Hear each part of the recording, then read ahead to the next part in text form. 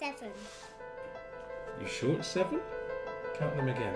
How many balls in each box? 1. There's strong evidence to show that children do better at school when their parents are involved and interested in their learning. Should we clap? Should we all clap?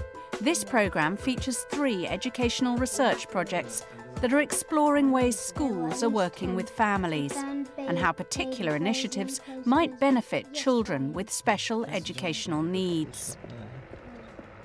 At the University of Northampton, trainee teachers are involved in research into extended schools and the services they offer families. Director of the Centre for Special Needs Education and Research, Richard Rose, is leading the project. Schools are obviously changing quite considerably. They're no longer just providing education from 9 till 3:30. They're becoming the hub of a community, involving lots of other professionals, voluntary services, much more focused on families and community. And clearly our students who are now in initial teacher training are going to go into schools that are very different from the ones they probably experienced themselves as youngsters. So we need to equip them with an understanding. And the best way to do that is to give them some informed details based upon research that enables them to get a true picture of what extended schools are like. Families, and you'll see the new. The research team have been interviewing teachers, social workers, health visitors, people who are offering services to families and to the wider community through the schools, and have also been engaged in interviewing the people who are actually receiving these services. As a result of this, we've developed a series of case studies which look at innovative practice in the extended school service, which will be used both to give a research base to talk about the efficacy of extended services and to provide materials for initial teacher training. We've so far got about 60 hours of filming of interviews and of activities in schools, which we've then put into presentations which we've used with focus groups of students. And we know from national research that 5% of young people are probably carers. They may be looking after parents who are addicted to drugs or alcohol. They may be getting siblings off to school. That's going to affect their school life. So the more we can help them, the more opportunities they've got to succeed. The purpose of the focus groups has been that the students have looked at the material we've produced with a view to how they would like to see it used in their own professional training. We're using video with the students because they actually get to see the people who are involved and they hear the authentic voice of the people we've been researching. And I think that's far better than actually trying to do that from a written interview. The visual impact is very important and students, I think, engage with that very well. And I think we've had to be conscious as researchers that today we live in a kind of communication age where students are using the internet, they're using YouTube and all kinds of facilities that are very, very visual. And therefore, if we're going to produce effective teaching materials based on the research we're doing, we have to be very conscious of their preferred way of accessing the information. How useful is it for you to see examples of what's happening at Key Stage 3 and 4? As a teacher, you need to know where the children are coming from, e.g. Their background, their home life, but you also need to know where the children are going as well, and you can help prepare them for that transition. So it's great for helping children with the transition from primary to secondary school. I'm in a children's centre at the moment on my placement, and so I've seen a lot of this sort of taking place. Like today I was at an antenatal clinic there, and it really like brings people together. Parents with children with disabilities, they can talk to other parents who have the same problems, and they can share their problems and share solutions as well, things that they might not have tried. We have a number of audiences for this work. Clearly we have an academic audience who will be interested in the research.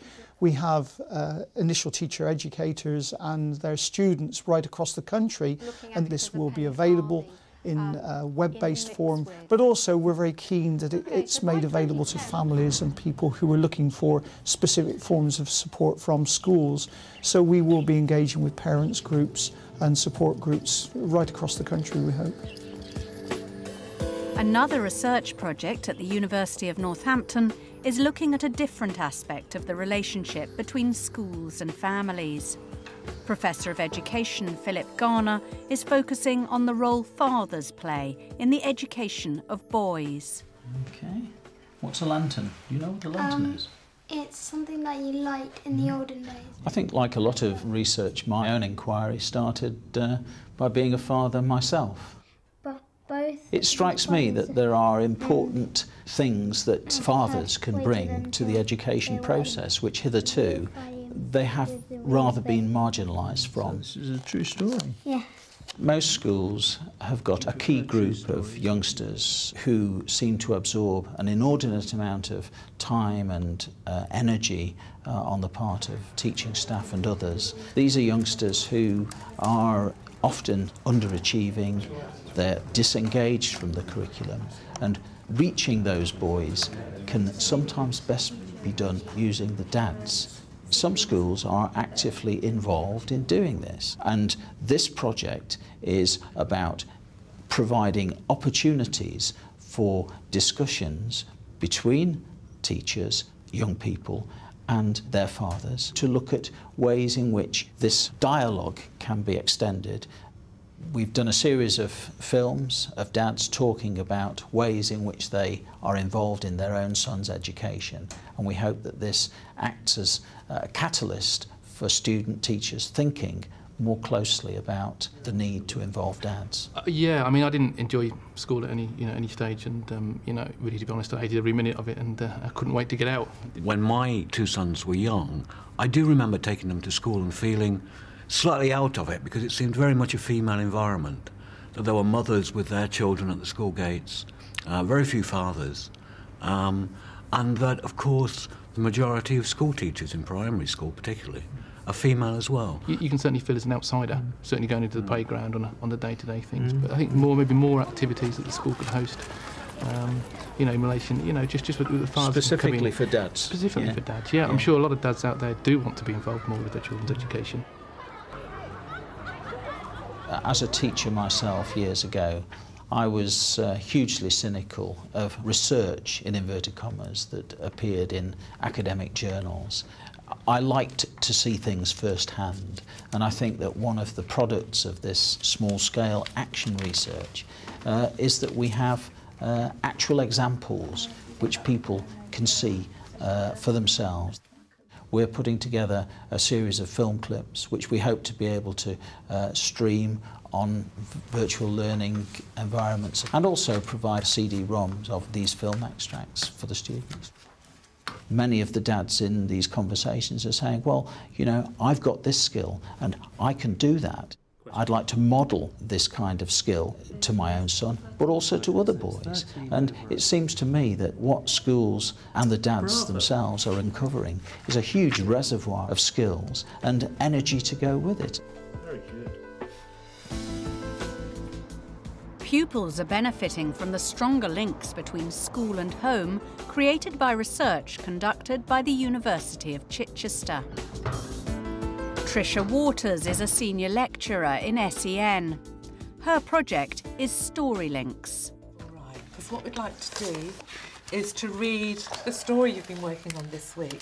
Well, the StoryLinks project is about engaging parents of pupils on the Special Educational Needs Register to come into schools and use therapeutic story writing as a way to help their child feel more settled in class and also to improve their reading skills.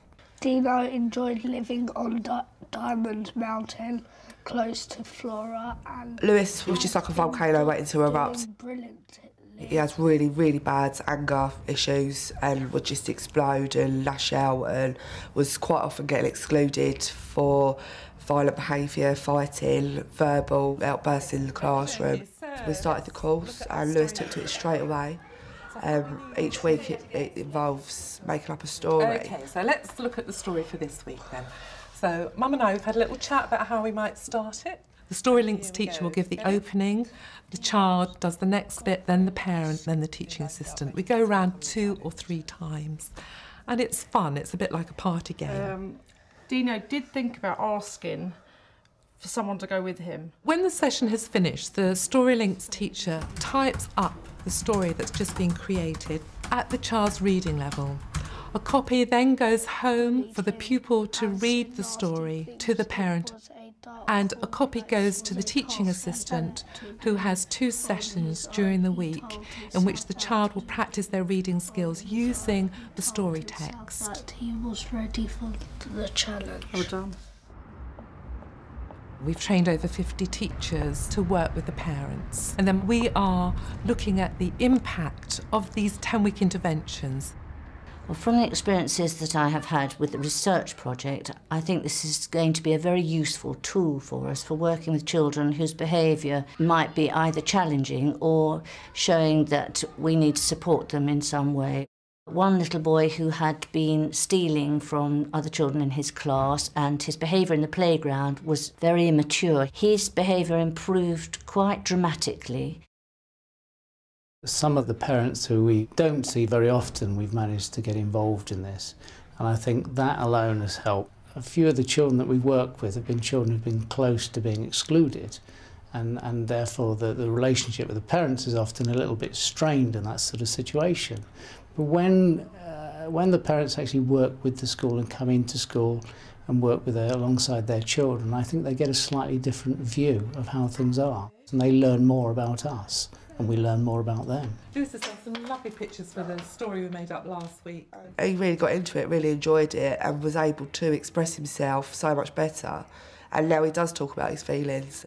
On most weeks, Lewis just done the story himself. He just rolled with it, and you could pinpoint it to an incident that Lewis had had within that week and how he dealt with it. And although he didn't realise that I was aware that that's what he was doing it through Dino the dinosaur character. Before, I really easy got angry. And now I've been doing Dino the dinosaur, I hardly get angry now. We're talking here about a vulnerable group of pupils, really, pupils who've got behaviour, emotional, social difficulties. And quite often the parents are a hard to engage group. The focus is on them working with the school on improving their child's reading and explaining that in the stories that are created, we will also be addressing some of the child's emotional and behavioural difficulties. What's stressed in the training is that it's not about the teacher having some clever interpretation of the stories. It is trying to increase the pupil's emotional vocabulary. It's addressing particular feelings that all of us have difficulties with, like anger, feeling left out, in a safe way, generally in animal stories, so it's not in the everyday reality of the child. We're hoping that the research report we'll be writing will show educational professionals another way to engage parents of what is a vulnerable group of pupils, and to show that, in a sense, you can kill 2 birds with 1 stone, address the behaviour and address reading. The people in our class, they used to be a bit scared, thinking let's not play with him. But now, like, friends always play with me, and I'm getting loads more friends because I'm being much more nicer and they're being nicer back.